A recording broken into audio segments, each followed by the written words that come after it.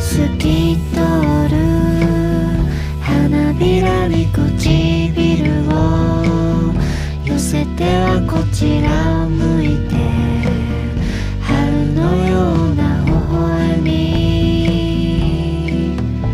散ってゆく花びらを眺めている。手に持った風車回り続ける。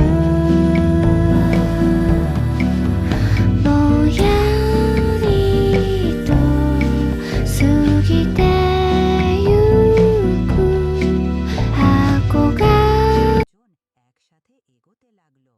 সেই ছোট্ট আলোর বৃত্তটিই ছিল তাদের একমাত্র ভরসা। পথে তাদের দেখা হলো এক বুড়ো পেঁচার সাথে। কাদার মধ্যে চশমা হারিয়ে সে চোখে কিছুই দেখতে পাচ্ছিল না। পাইপ তার লণ্ঠনের আলো দিয়ে ঝোপের নিচ থেকে চশমাটা খুঁজে বের করে দিল। পেঁচাটি স্বস্তির নিঃশ্বাস ফেলল। একে একে বনের আরও অনেক ছোট প্রাণী, হেজহগ, ইঁদুরের পরিবার আর একটা ছোট্ট হরিণ ছানা সেই আলোর দেখা পেল।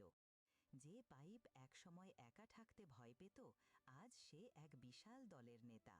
তার হাতের আলো সবাইকে পথ দেখাচ্ছে। ধীরে ধীরে ঝড় থেমে গেল। দিগন্তের ওপারে সূর্যের প্রথম আলো দেখা দিল। তারা সবাই পৌঁছে গেল সেই বিশাল ওক গাছের কাছে, যেখানে সবার পরিবার তাদের জন্য দুশ্চিন্তায় অপেক্ষা করছিল। চারিদিকে তখন খুশির মেলা। হারিয়ে যাওয়া সন্তানদের ফিরে পেয়ে মা বাবারা আনন্দে জড়িয়ে ধরল।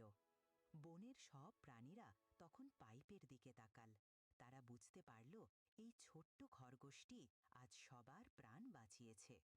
সুস্থ হয়ে ওঠা জোনাকিটি লণ্ঠন থেকে বেরিয়ে পাইপের মাথার চারপাশে নাচতে লাগল। পাইপ বুঝতে পারল সে আর একা নয়, এই পুরো বন এখন তার পরিবার। পাইপ তার লণ্ঠনটি আবার ঘরের তাকে তুলে রাখল। কিন্তু আজ শুধু লণ্ঠন নয়, পাইপের মনটাও এক অদ্ভুত সুখে জ্বলজ্বল করছিল। পাইপের হৃদয় আজ সবচেয়ে উজ্জ্বল আলোর আধার, কারণ সে বুঝেছে অন্যের বিপদে এগিয়ে আসাই হলো পৃথিবীর সবচেয়ে সুন্দর আলো।